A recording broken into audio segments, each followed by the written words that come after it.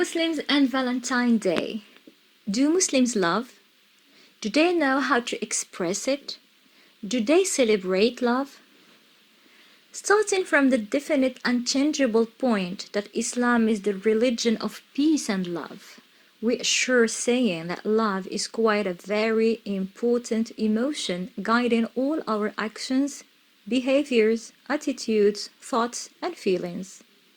There is nowhere in Islam in which love is absent. First, the relation of a Muslim to God, Allah, is based on love.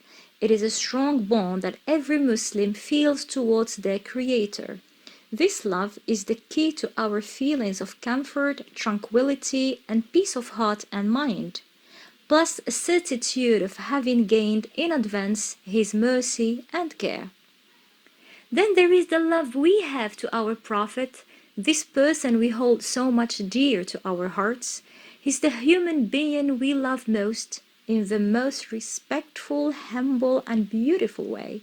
He's indeed our role model, the most perfect human being who, among everything he taught us how to love our parents, how to love our spouses, how to love our friends and companions, how to love our children, how to love our neighbors, how to love orphans, the poor and the disabled and the underprivileged, how to love the environment and the animals. He taught us how to care and love and how to be there. Since our topic is about Valentine's Day, that is the love between couples, spouses, for all the people out there who think that Prophet Muhammad, peace be upon him, was a ruthless fighter or a warrior who was only after war and blood, well, they are all wrong. Never had he started a battle. All the battles he was and Muslims were involved in were self-defense against attacks from disbelievers who couldn't stand Islam, that new religion that called for equality and justice and that banned racism, sexism, and so many rules it broke regarding the old unfair laws ruling the pre-Islamic era. Let us remember some of many instances in which Prophet Muhammad, peace be upon him, showed love to his wives. Being a prophet with the last message to be delivered to humanity is definitely not an easy task. On the opposite, it sure is the hardest ever. And yet, Prophet Muhammad never abandoned his wives, let them down, or was indifferent or careless towards them. He would always find time to show them how he felt. He used to joke with them. He even went into a race with his wife Aisha. One race she won and another he won. Aisha used to ask him how was the knot doing, because he used to compare his love to her as strong as a tight knot in a rope. When his first wife Khadija passed away, he cried her and mourned her for a whole year, to the extent that year was called the year of grief. So who's better than the Prophet to teach us about love and about how to love? Love is not celebrated in a day. It is celebrated every day, every moment, through whatever means that suits you. From gifts to acts to words to presence to care, essentially just to be true. To materialize love in a day every year, to make it solely about gifts or invitations over lunch or dinners, or to minimize it through lust, is a big crime committed against love itself. We are all aware that the Valentine Day was invented to shake the sales a bit after they nearly do slacken after Christmas. So they, whoever they are, try to save the economy or the shops, the businesses or whatever.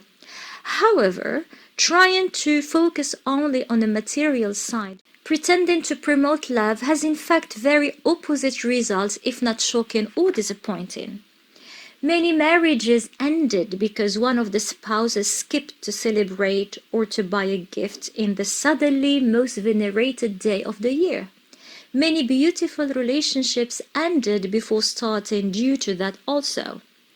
It also creates feelings of frustration and disappointment inside couples that start building up walls between them. So instead of being a day to celebrate love, it becomes a hellish day that knows disputes, quarrels, fights, tease, breakups, and even passion crimes.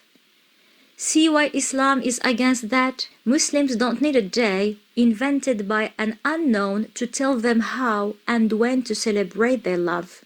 This is considered an invention, a negative invention which bad exceeds its good, and in this case, it is forbidden. Dear Muslims, you have 365 days to celebrate your love to your beloved ones.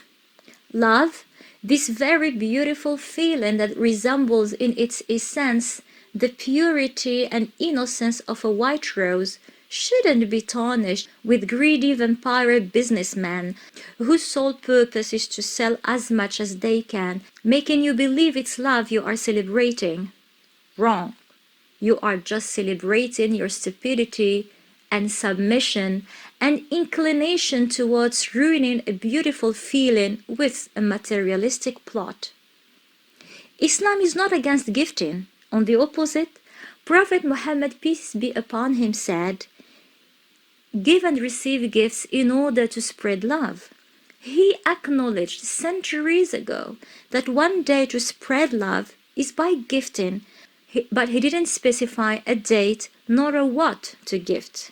He didn't create a frenzy that people would go crazy about like nowadays. Muslims, even the word saint-valentine, if we dig deeper in its origin, you wouldn't like it. It's against what we believe in and what we see right. We will not wait for one specific day to express and celebrate and act on our love towards our beloved ones, towards our parents or kids or spouses or whoever. It's our everyday thing.